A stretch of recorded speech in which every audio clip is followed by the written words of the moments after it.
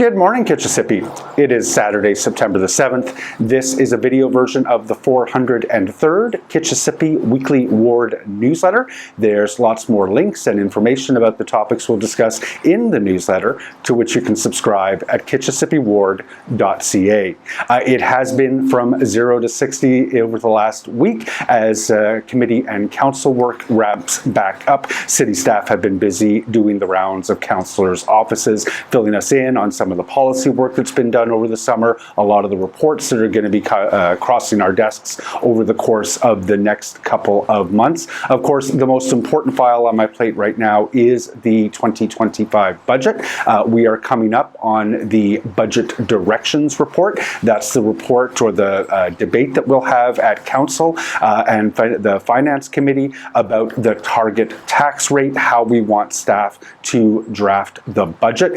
You'll know that year after year I vote against that budget directions document because it has tended to set in place arbitrarily low tax increases that don't take regard for the financing that we actually need in order to be able to provide residents with the services that they deserve and expect. Certainly the biggest issue on which I'll be working over the course of the budget season is transit. I'll have a lot to say in the coming weeks about how we try to avoid a transit death spiral, something you've likely heard about, but really gutting transit service. The future of Ottawa, if it's going to be sustainable, has to be a transit future, and properly funding transit is one of the biggest challenges facing City Council right now. But there's lots of other issues as well that come down to budget that I'll be focused on in terms of setting an appropriate tax rate.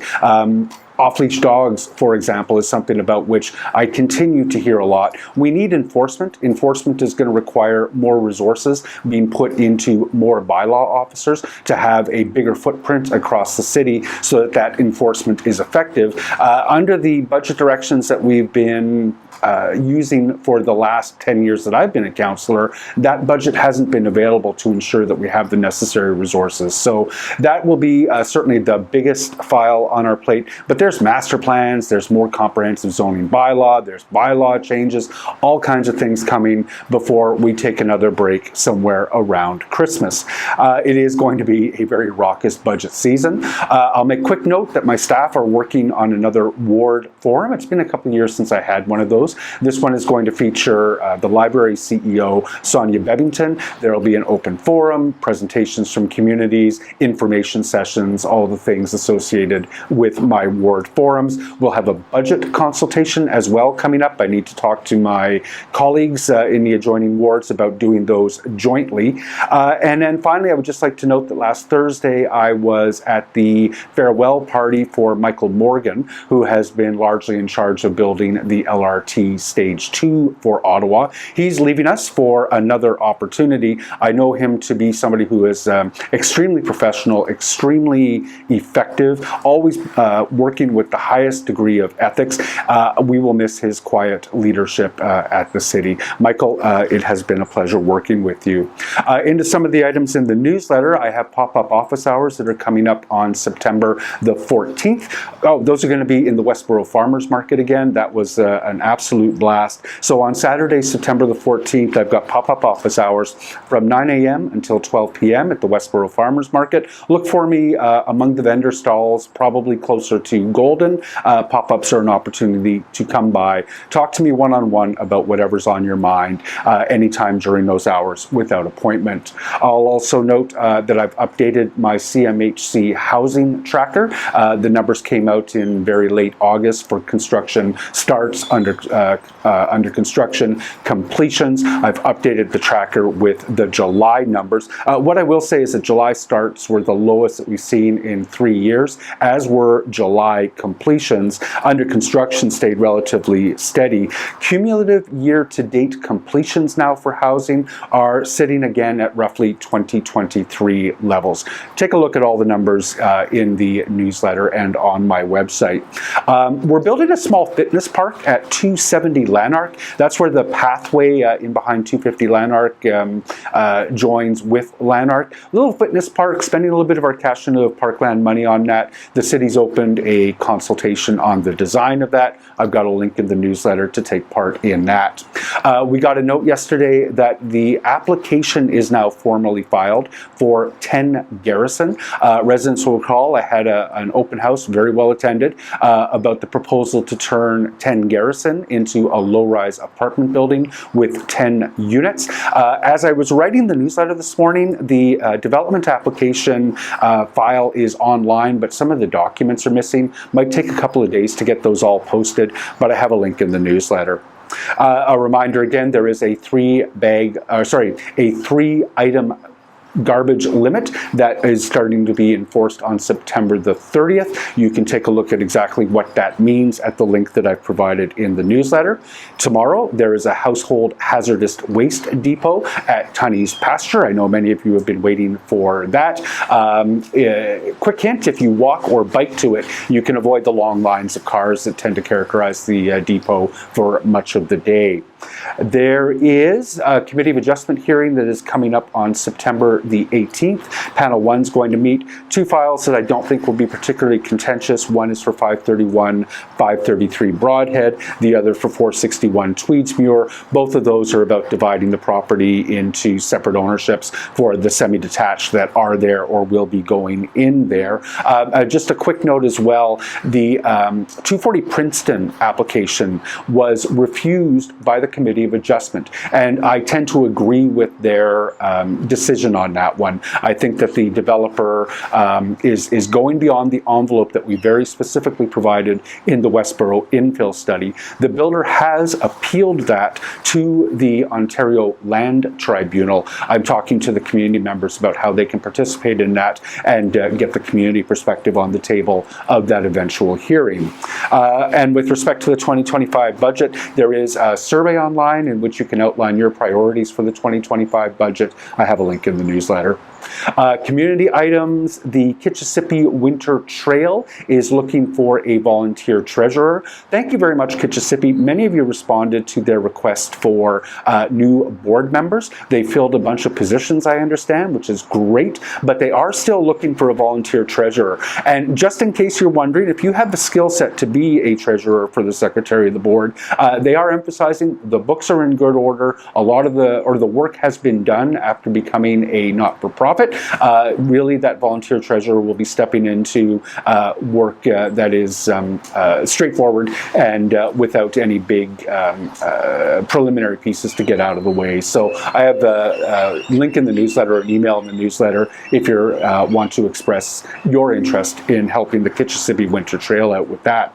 The Taste of Wellington is coming back on September the 21st. That's a hugely awaited event, obviously. Local businesses giving you a taste of what makes our neighborhood so unique. Fun mix of activities at staggered times from 10 a.m. to 4 p.m. on Wellington West. Come visit your favorite businesses and services, sidewalk sales, food samples, kids activities, a live broadcast from the mighty CKCU, as well as live music and art. There's a lot more as well. I've got a link in the newsletter to the Wellington West BIA website where you can get all the details about a very full day of activities on September the 21st. Another reminder, the Hintonburg Community Association has its annual general meeting coming up on September the 26th. That will be in the evening. It is AGM season, and as usual, I'll be available at that meeting during the open forum from the floor portion to answer questions. So at City Hall, it is very busy. All the meetings are back up. I'll try to race through this, but I have a lot more information about our committee and council meetings in the newsletter. So Built Heritage is meeting on September the 10th. The 50 Carruthers designation was recommended for approval by the Heritage Committee. We kicked it back when it got to council to the Heritage Committee because the owner had, due to some scheduling issues, not had an opportunity to properly put her opposition to the designation on the table. So we're kicking that back to Heritage. That is going to be on September the 10th. There's a bunch of other issues as well. There is some routine opposition from landowners landowners whose properties have been designated at 149 Rideau, 156 Rideau, 198 217 Rideau. They're taking advantage of their statutory right to appeal it back to the committee. Staff are recommending we stay the course. City staff have recommended that committee, there's an application to demolish on St. Patrick. I think that might be a little bit contentious. It'll be an interesting discussion, as well as at 7 Crescent Road. There's a proposed heritage designation at 200 Fifth Avenue, a proposed designation at 123 Metcalfe, and a big one at Cantain, MacArthur, Dupuis, and Montreal. There's also an update on the Heritage Grant Program and another round of removals from the Heritage Registry coming up. So full agenda on in my newsletter at the link.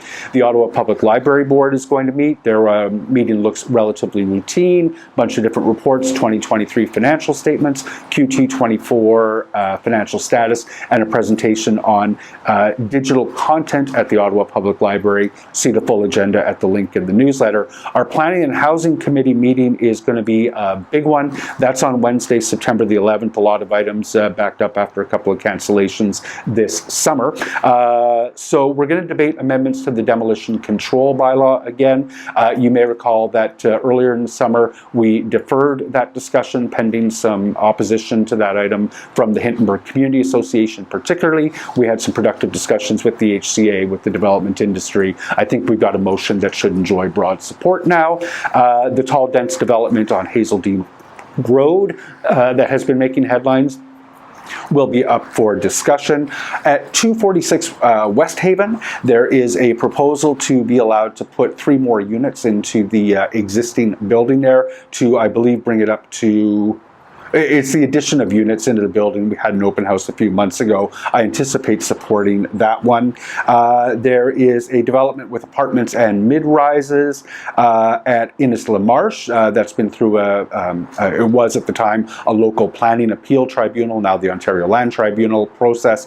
It's back in front of us on Wednesday. There's an update to the community benefit charge bylaw. I've had a close look at that report. A couple of little things that I want to talk to staff about, but I largely have no concerns with the changes proposed. There should be a relatively uncontentious set of development review process changes in response to the provincial Bill 185. Bill 185 rolled back and modified some of the changes that were in Bill 109 that forced us to make a number of changes to our development review process. So we have to change a bunch of it again because of Bill 185. I've had a close look at that and I don't have a ton of concerns. On Thursday, September 12th, Transit Commission is going to meet. We'll get a financial update that's available on the agenda site. Our annual opportunity to hear directly from the unions as a commission. And it will be our first real opportunity to talk about the LRT frequency rollbacks, about which I know I expressed and some other councillors expressed some strong concerns in the summer. I expect that this will engender some significant discussion. So see the full Transit Commission agenda at the link that I've provided online. And then the Finance and Corporate Services Committee, I've alluded to the budget directions report that we are going to be talking about. There's also a report on the second quarter operating results, the budget status, I guess, and a recommendation to acquire some parcels of land as part of the future baseline BRT. As always, a chunky agenda for the Finance and Corporate Services Committee that will be meeting on September the 16th. See it all at the link online. And in the newsletter, I've recreated a poster for the Parkdale United Church's Rummage Sale. That's going to be on Saturday, September the 28th, 2024, from 9 a.m. till noon. Get all the details in the poster that I've recreated in the newsletter. Kitchissippi, busy week, busy weeks to come. I appreciate very much your watching. Thank you.